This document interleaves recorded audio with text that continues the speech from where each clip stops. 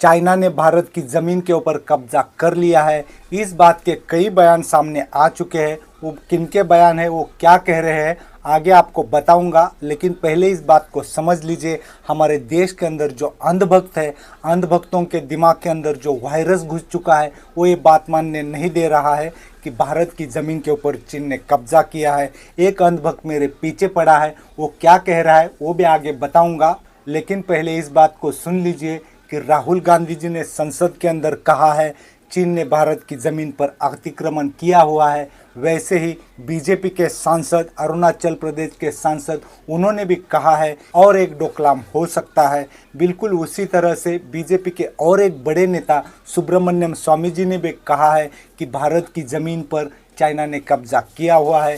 मेरे पास सबूत है, कोई आकर मुझसे मांग सकता है, मैं दे दूंगा। वैसे ही सोनम वांगचुक जी, उन्होंने भी कहा है कि चाइना भारत की टेरिटरी पर आ रहा है। वैसे वहाँ की जनता भी ये कह रही है। और बड़ी बात, हमारी आर्मी के अधिकारी चाइना के आर्मी के अधिकारियों के साथ कई दौर की वार्ताएं कर चुके हैं। यहाँ भी अंधभक्तों के दिमाग में कोई सवाल नहीं आता हमारी आर्मी किस मुद्दे के ऊपर चाइना से बातचीत कर रही है। इसलिए मैंने वीडियो के शुरुआत में कहा था कि अंधभक्तों को छोड़ दीजिए, उनके दिमाग के अंदर वायरस घुस चुका है, वो हमारी बातें नहीं मानेंगे। और एक अंधभक्त मुझे कह रहा है कि इन सारी बातों को छोड़ दो, आप खुद वहाँ पर जाओ, वहाँ का वीडियो रिकॉर्ड करके आओ, वो वीडियो मुझे दिखाओ, तब मैं मानूंगा। आप सोच कर देखिए अंधभक्तों के दिमाग के अंदर कितना गहराई से, बहुत गहराई से वायरस घुस चुका है। इसलिए अंधभक्तों को छोड़ दीजिए, अपनी ज़िंदगी और अपनी मांगे अपनी सरकार से करते हैं